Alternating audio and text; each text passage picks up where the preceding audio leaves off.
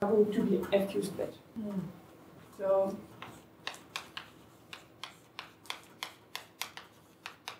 after we do this, we may assume that H splits over FQ so that there exists a maximum torus T in H. We find over FQ such that T is isomorphic to copies of GL1 over FQ.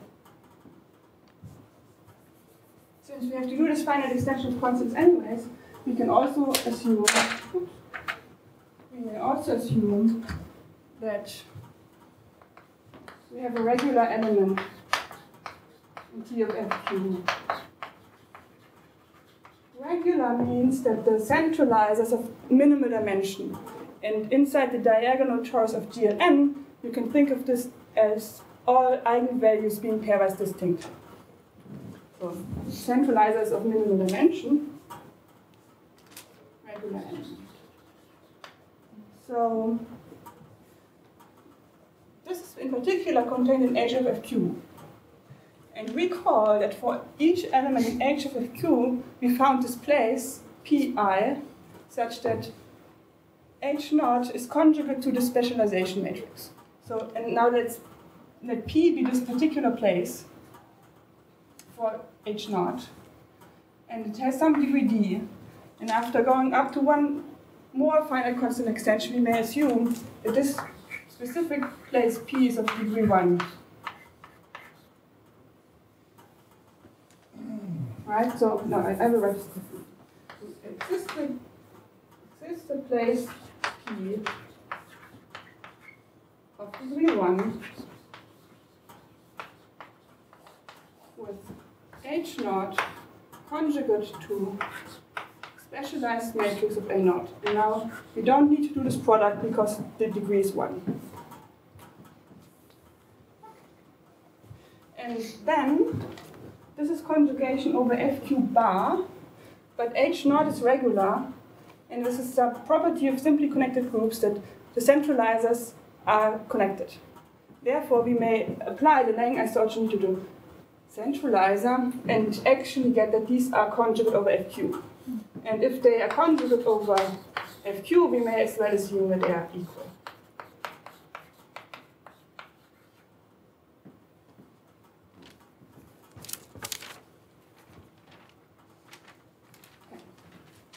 So I said we need to make sure that A specializes to an element that generates a dense, that generates a dense subgroup of the maximum torus. So choose an A in this maximum torus, rational functions over T, but in a way that it can be written as power series. So no denominator is divided by T, such that generates T. And in addition, I would like to be the initial matrix to be the identity matrix. How can you find such an element? Well, it's easier if you do it on the right-hand side here. Over here, you choose pairwise distinct prime polynomials with constant term 1 in here, and then you put them in the coordinates, and then no non-trivial character will vanish there. So it generates a dense subgroup, and then you translate that back to T. That's how you get your H. So by the closure, you mean Zariski closure? Yes. And now we extend this to an element H tilde.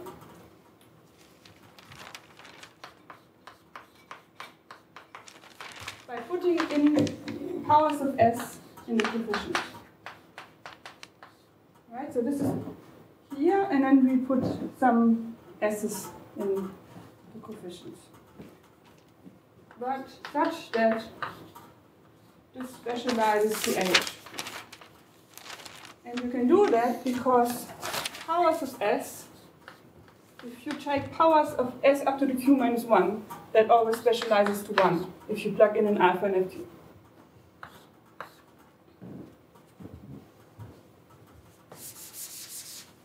So now we can finally write down our matrix.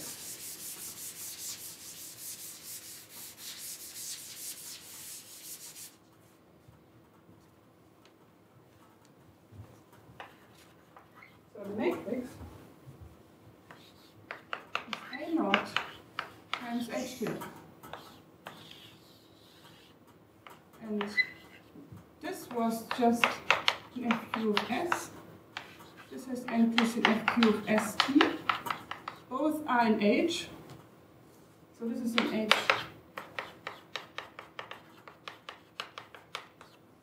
And if we choose this H tilde such that H tilde converges fast enough to 0, the coefficient matrices, then A also has this property.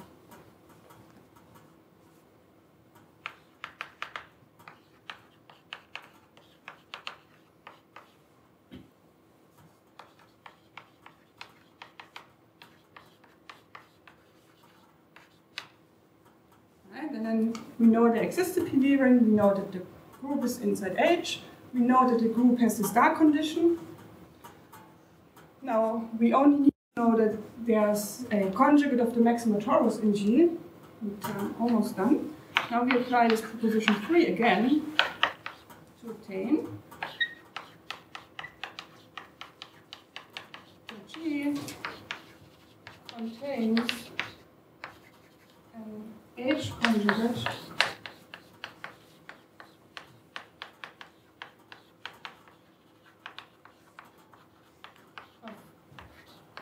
we call it P is now of degree 1, so it's just this. This is A naught P times H tilde P and A naught P with H naught. This is H and S. H generates a dense subgroup of T, and this is just an element of finite order. This is still T.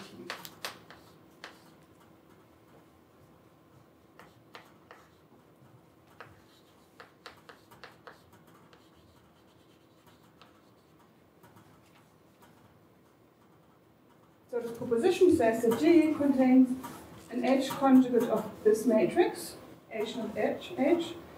Zariski closure of H naught H is T. Yes. However, to apply this proposition, we need to have that it's conjugate over this smaller ring. The initial matrix is FQ rational, and you get from here to there by again using that the initial term of this is H naught. Here we use that H starts with the identity matrix, so H naught H starts with H naught. H naught is regular, and then you can again do some Lang isogeny argument. It's actually contained over here. And then you apply proposition 5 and know that G equals H. So now we have constructed this difference equation with difference Galois, the given semi-simple, simply connected group, at least after we did this finite extension of constants. Then we have it over there.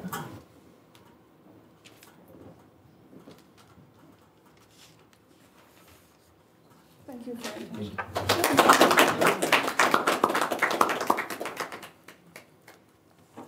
Questions? Could you give a trace of the rationality, the change of the group? I mean, so you have the group H, and now you're considering different rational points, right? Some of them, in some cases, is a finite subgroup. Yes. In some case, you got this torus and things like that, right? Yes. Could you give a diagram of where the things are? Yeah. When you can apply some theorem? For example, you got the place here which depends on the I think, edge of the finite part of it, yeah, right? everything is basically happening inside here. Right. Okay. Oh, Yeah, that's Right. right. Okay. And we know that there exist elements, so every element in the finite, in the FQ part, occurs as initial term of some element in here. And then I had this proposition 5, which says that if in addition, let's just say the maximum torus is contained in G, then that's enough to know that it's the whole group. And you do this by using the structure theory for reductive groups, which says that, well, it's H then, so which says that H is generated by T plus the root subgroups. So you show that the star condition, together with this, implies that all root subgroups are contained in H, in G. Sorry.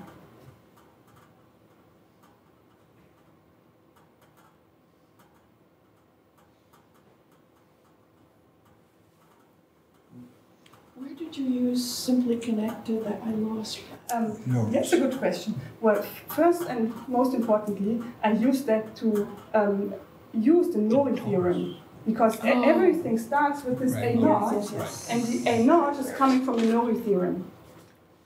And then, Yes. right, so this is, So I only got this because of the Nori theorem, which is only known for simply connected groups. there's no generalization to No. arbitrary things. Yeah. Right. No. Right. And then I use it at some other parts for these regularities to get from here to here. Where does he use simply connected? Where is it used essentially in his proof? What doesn't generalize? I'm not sure actually.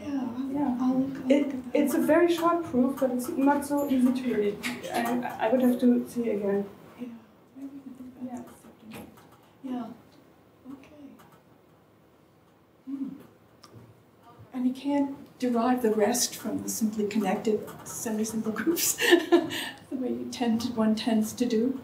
Well, I mean, for each type there is a simply connected, but I'm not sure Yeah. about. For example, the special That's orthogonal groups, they're not simply connected. No. But using the same kind of lower and upper bound, I can write down an explicit matrix for them. Okay. But I'm not sure about arbitrary symmetry. What is known about the inverse problem in general in this setting? For what groups is? I don't think there was anything known before I worked there. Wow. Because usually a lot of people tend to work in cases where the constants are algebraically closed. Where the constants are algebraically closed. Yes, Right. yeah.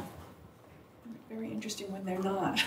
And I started to work with these difference equations because they are of interest in number theory, and so, for example, number theorists use these difference equations to show that certain values of zeta functions in characteristic P are algebraically independent, or things like that, Wow. by this transcendence degree arguments and difference theory. Very nice. Very nice. Thank you very much. Thank you, Speaker.